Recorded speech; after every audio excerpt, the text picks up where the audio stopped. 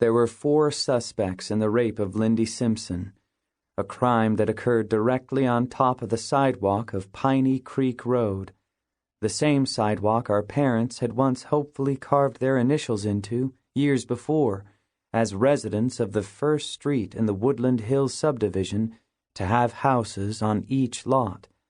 It was a crime impossible during the daylight, when we neighborhood kids would have been tearing around in go-karts, coloring chalk figures on our driveways, or chasing snakes down into storm gutters. But at night, the streets of Woodland Hills sat empty and quiet, except for the pleasure of frogs greeting the mosquitoes that rose in squadrons from the swamps behind our properties.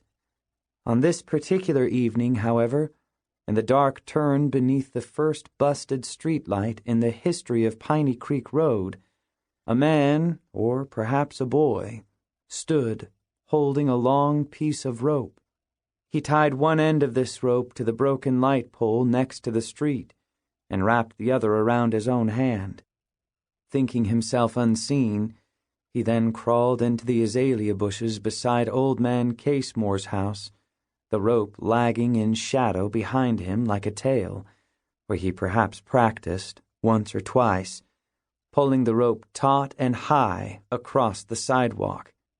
And then this man, or this boy, knowing the routine of the Simpson girl, waited to hear the rattle of her banana-seated Schwinn coming around the curve.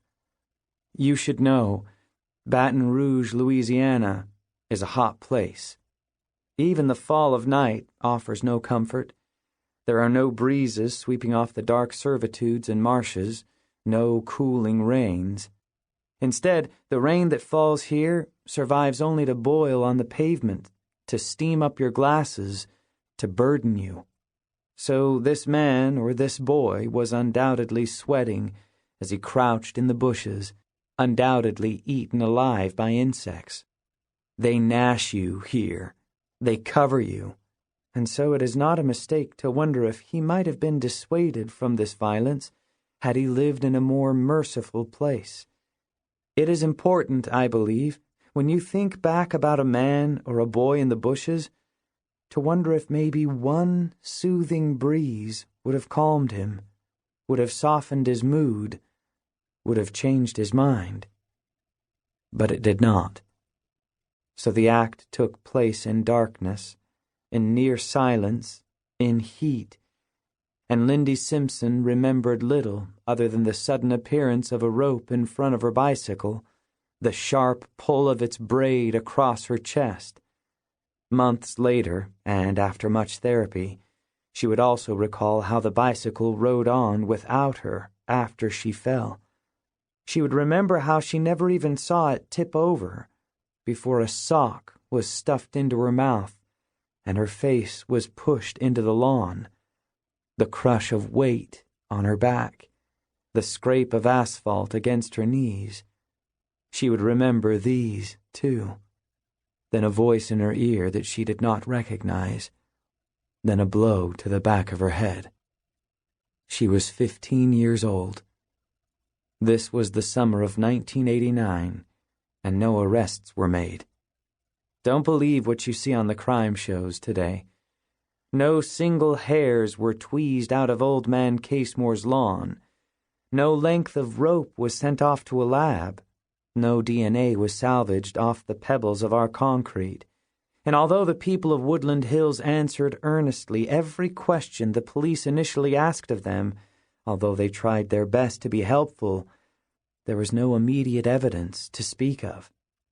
All 4 of these primary suspects, therefore, remained unofficial and uncharged, as the rape had occurred so quickly and without apparent witness that the crime scene itself began to fade the moment Lindy Simpson regained consciousness and pushed her bicycle back home that night, a place only 4 doors away, to lay it down in its usual spot. It faded even further as she walked through the back door of her house and climbed upstairs to her bathroom, where she showered in water of an unknown temperature. There are times in my life when I imagine this water scalding, other times frozen, Regardless, Lindy never came down for dinner.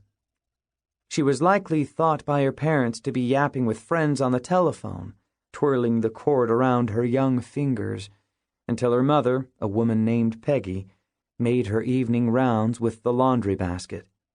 It was then she saw a pair of underpants in the bathroom, dotted with bright red blood, lying next to a single running shoe.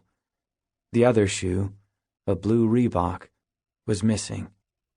By this time, her daughter Lindy was curled in her bed and concussed, a bed that just that morning had been a child's.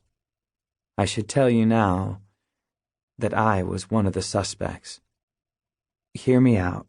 Let me explain.